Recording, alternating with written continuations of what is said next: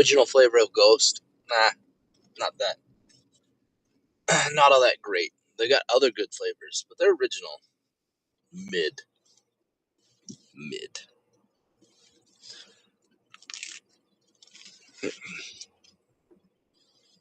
I am so confused right now.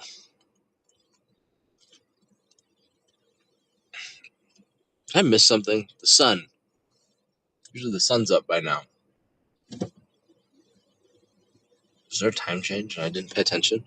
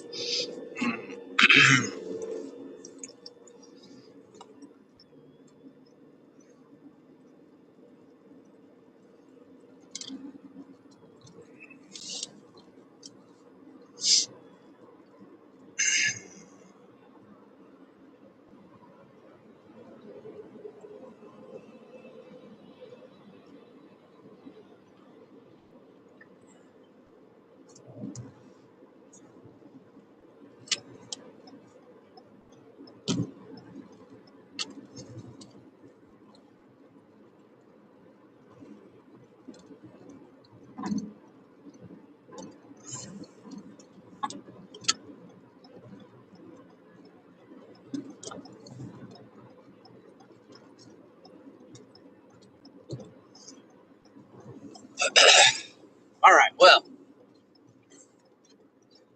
thoughts this morning.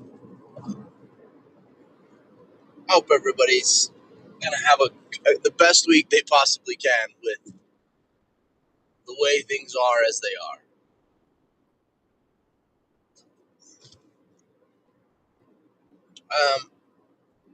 I think the housing market is coming unglued right now. I'm sensing a lot of nervousness from those that are connected and tangentially connected to the housing market. Support companies, real estate agencies, you name it. Also, I've done this a couple of times. AI research on a home is wildly good.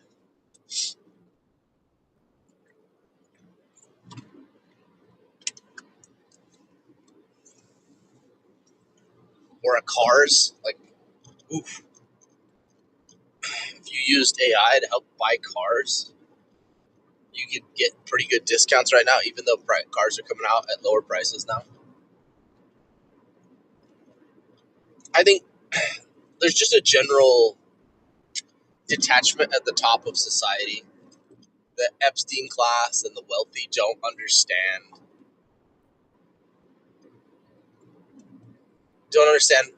what it is to live regular life, and they can't fathom how hard it is to get by, even on I'll, I'll, I'll proffer the income levels. Like, when you make $40,000 a year, you can see you can kind of be like, oh man, like, I can't imagine like 20,000 anymore. Like, that is wild to think about. And if you're if you're only making 20,000 a year and that's the only income you had, that's an extreme example. You are poor. Like you can't afford rent. You can't, like, that is like high school student level how much money you make now. Like high school and college students make that much. So it's like really hard to like wrap your mind around. But like I think the biggest jump is like between those who make like 40 and 80,000, and there's quite a range within 40 to 80. But like you start to get your feet under you at one point. But people who make like 150, like they just don't seem to understand like how hard it is when you make 80 or 60 or 40 to get by. Like, why don't you just do this? It's like, I don't even have the disposable to address any of that, right? Like, that's not even an option.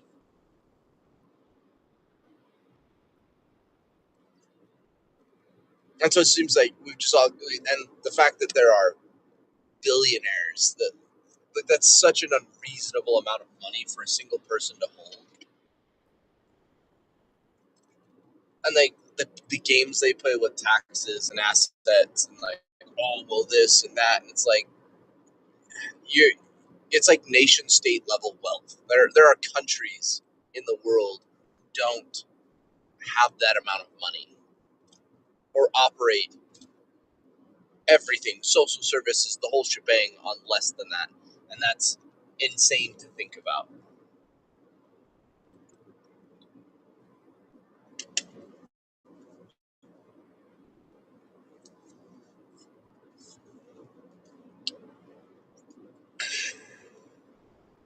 Um, I am increasingly feel like I'm being vindicated and proved right on my theory about what's happening in Iran right now. Mostly because, uh, like, everybody's coming around to where I was at forever ago. It seems like it's news that there was weapons shipments between China and Iran. The Shaheed drone likely was some sort of joint effort. Uh, but the oil and the ghost fleet becomes super important for China.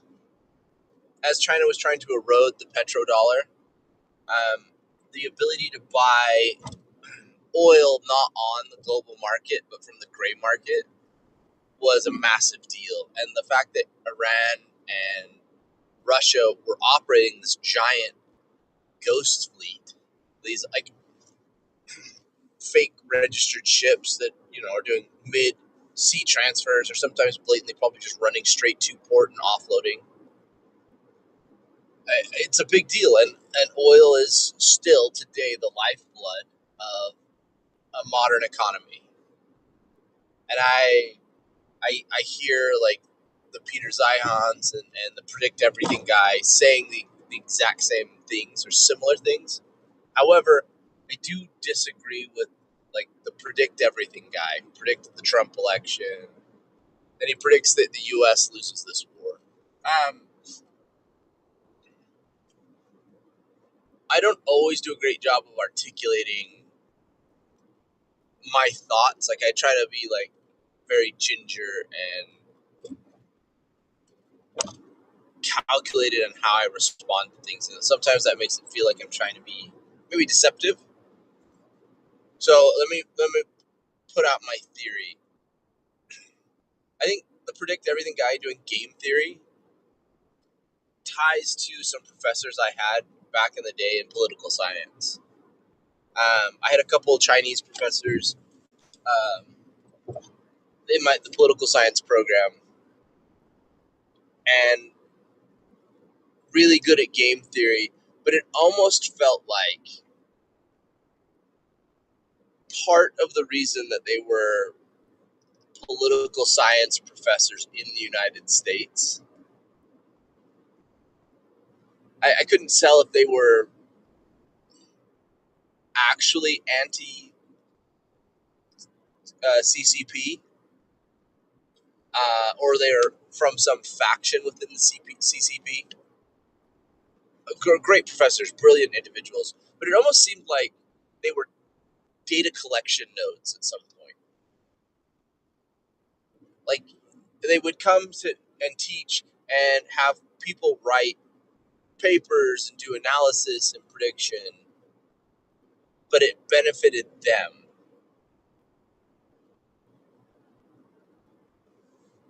So like the class I took on my for my political science, like my thesis class, capstone class, I guess is what it was called, was about like will China rise, and it was all trying to predict uh, whether or not China would actually rise to become the global superpower.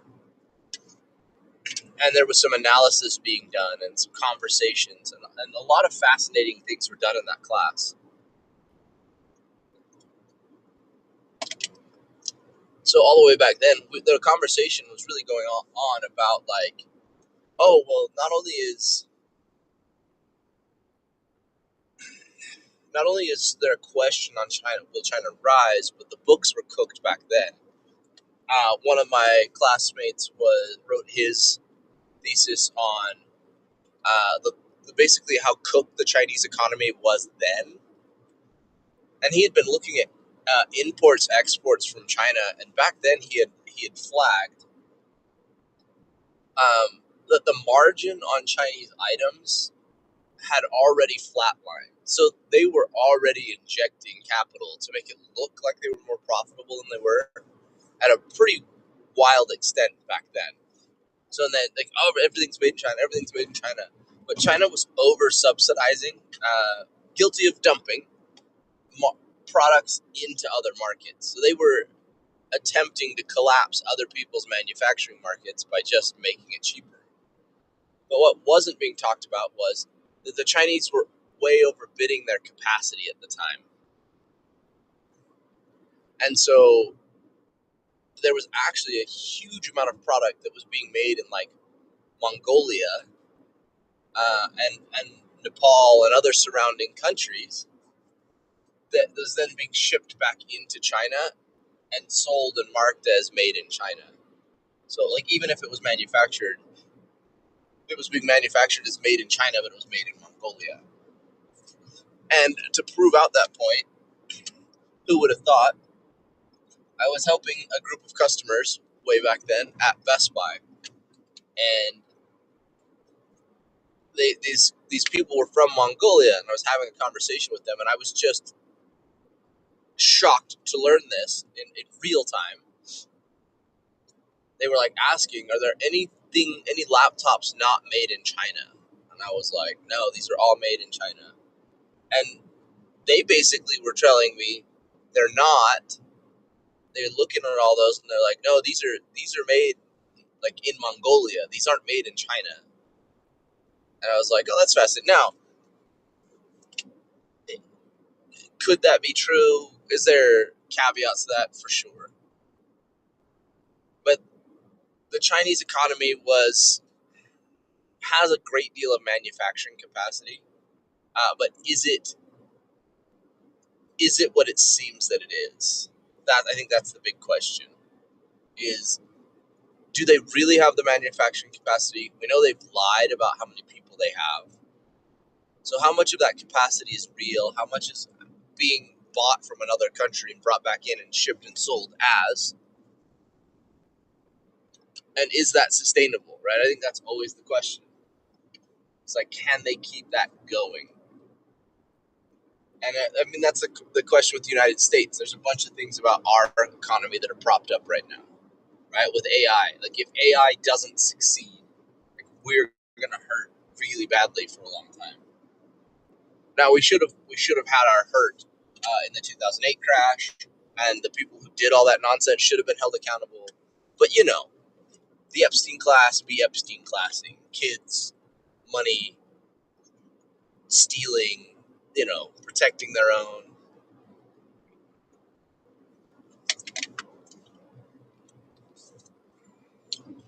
I returning back. I really think that this war in Iran is about China, and I think I kind of figured that it was Israel that would start it. That was my original analysis.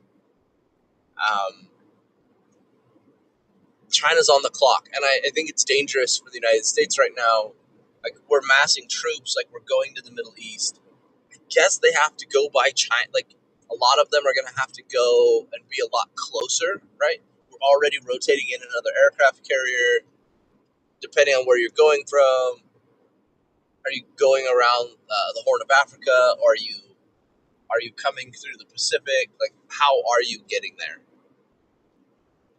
So I guess as far as a feint, like moving things in an area, and you're like, oh, what happens there's another outbreak of a conflict here? Let's just stop here. I mean, I guess the conditions for fighting are pretty dramatically different. So, I mean, I don't know that land troops would be very well prepared, which can spell disaster. We found that out the hard way in Korea. Our troops were not prepared for fighting in the winter. So, yeah, I really think the clock has started. I think the amount of oil that China's been getting from Iran and Russia, mostly involving the Ghost Fleet. Because if 20% of all the world's oil is going through the Ghost Fleet, and we know that 50% of China's oil is coming from the Middle East, and we know that China is making purchases on the open market, but they were also buying from Iran or from Venezuela, and supposedly like people are like, oh well, they're only buying 2 to 4% of their oil from Venezuela. Well, it's possible, unless you're running, unless the Ghost Fleet's running way more than that, right? Which is entirely possible. It seems like the Ghost Fleet is handling a huge amount of capacity. And my prediction was that China had built enough super tankers back in 2010, 2011 to run a nonstop supply for their current demand then from just Iran to them. And like, yeah, is that that isn't all the oil in the world, but that's a lot. And it's enough of a lifeline to keep Iran willing to keep selling them oil at below market rates. So I really think the clock has started for China, and I think they start getting real squirrely really fast if they can't secure oil. Like, I don't know that Russia can supply enough need. It seems like their pipelines between Russia and China have been damaged. You could run truck. I mean, the fastest thing you can do is build a road and run a truck, but I mean, some of that tundra isn't traversable 100% of the year.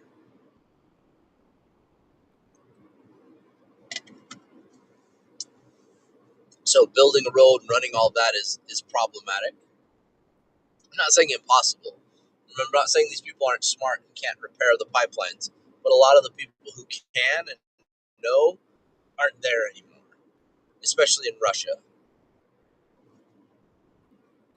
So, yeah, I don't know.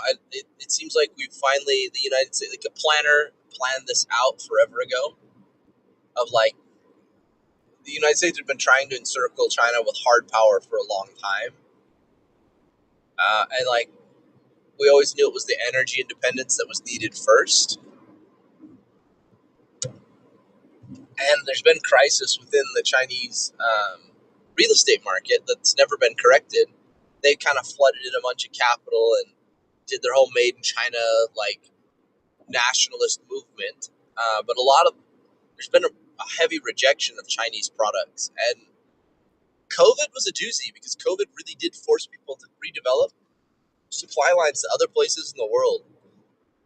Vietnam, Indonesia, like, yeah, it's still in Asia, but like a huge amount of like high tech manufacturing capacity went out of China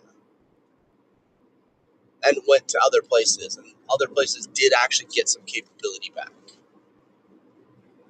Is everything going to be the same? No, but if China doesn't have oil, like how fast does that collapse their economy?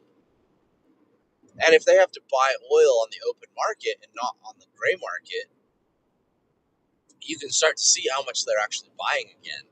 And are we going to start to see weakness within their currency and weakness within the Chinese system that we haven't been able to see because they've been buying stuff off books before? The accusation about our AI companies is they're getting high off their own supply. I mean, is that kind of what's happening with how China's purchasing oil with their own dollar, with their own currency, instead of, the petrodollar, which is its own thing anyway? But is China really kind of like cooking them books and basically paying with funny money? Because if their economy isn't what they say it is, and they artificially deflate it, we know that, like, or has that been some of the crypto push?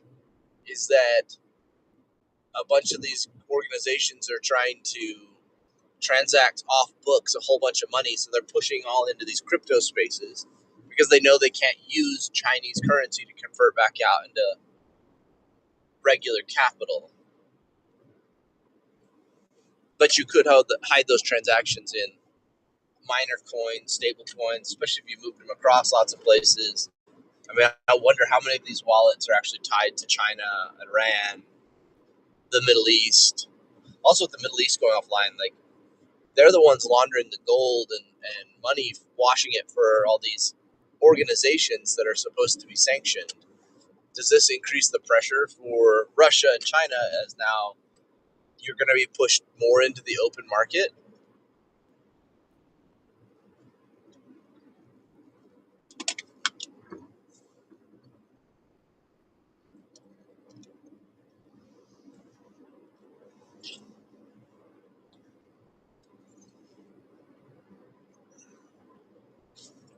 So I predict that this war continues to escalate. It seems like it's turning into a global free for all, and this is like old school hard powers, pre World War One, like territorial dispute type world again. Things aren't framed exactly within the communism or imperial powers versus local areas. It's kind of like who wants what, where, why, and when, and there's a lot more regional hegemon really out in the open on what's going on. And I will say, though not perfect and not great, and there's a lot to be said, the Americas benefit from a huge amount of somewhat cohesiveness and geography.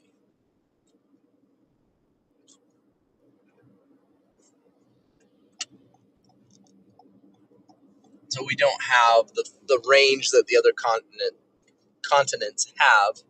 We don't share the connections, and like especially like North America, pretty similar, right? There's differences, but it's not like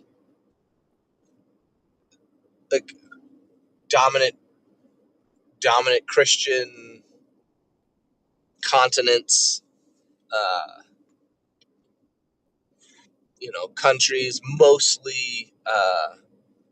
actually mostly democratic republics and things like that. So the bulk is all actually quite a bit more similar than you'd think. No monarchies, none of that. Ugh, I'm stuttering. I think I had a stroke. So yeah, good geography makes a big difference. That's a Peter Zion kind of thing. But that predict everything guy, part of his analysis, though, I feel there's a hook to it. Um, feels like he's selling something to. Like my spidey sense is just going off. Like it feels like there's a backer. It feels like there's a narrative. It feels like, and that doesn't change that his predictions are all wrong.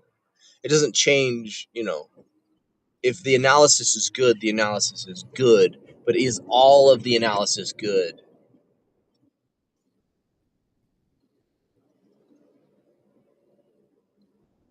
And the United States has done some interesting things. Like it has done some unique things that haven't been done before. There are problems that haven't been addressed. That I'm not saying that by any stretch of the imagination.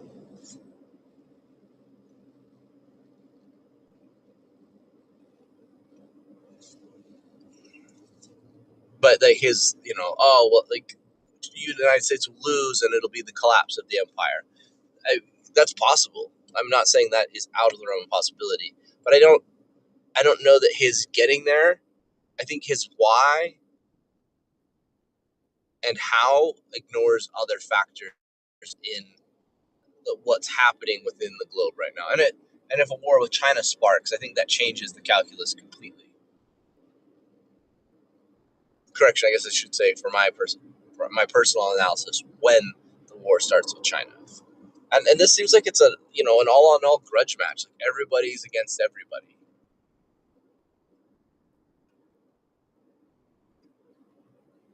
So like you got little countries fighting against little countries over different things.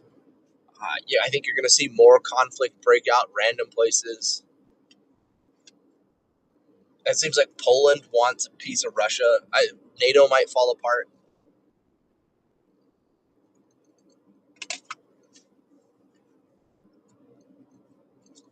Don't forget the Epstein files, the Epstein class. They're guilty of sin. They need to be held accountable. They need to be declared enemies of the state. Their assets need to be taken and distributed to the people. And that might sound a little communist, but no, I'm not. Like that's all ill-gotten gains, all of it. And if something doesn't change, like this is another Nostradamus hat on here. If people and a sufficient amount are not held accountable, like if these secret combinations, if the Epstein class is allowed to continue, I I can almost guarantee it. The level of civic violence, the challenging of the state having a monopoly on force is going to change. You're going to see a lot more Luigi Mangionis. You're going to see a lot more uh, people taking matters into their own hands. Oh my! This guy is pissing me off.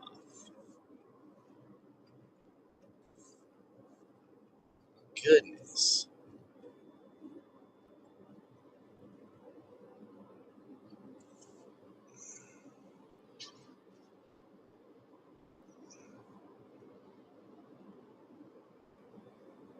Truck pulling a truck.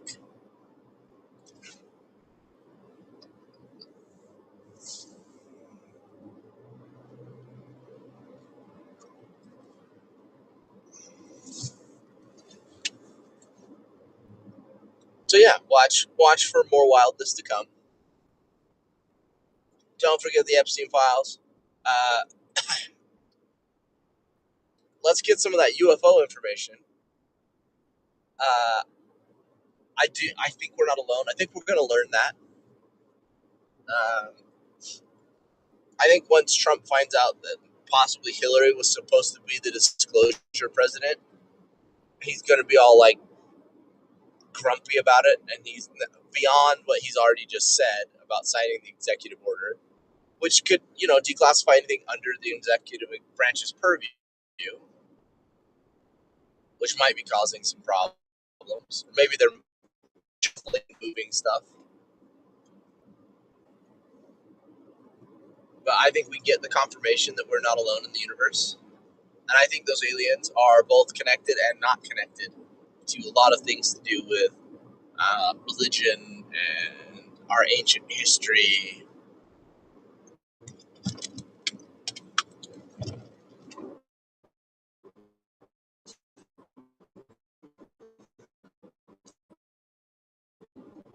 a believer that the answer is D, all of the above. Ooh.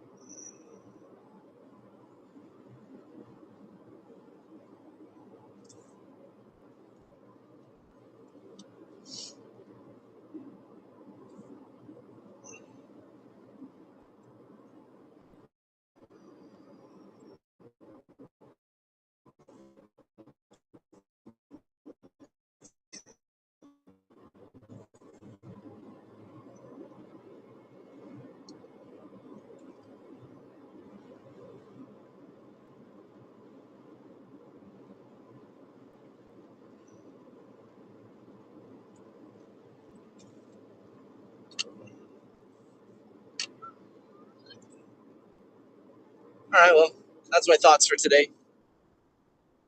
We'll see what we get on the way home. If that, gonna listen to some UFO stuff.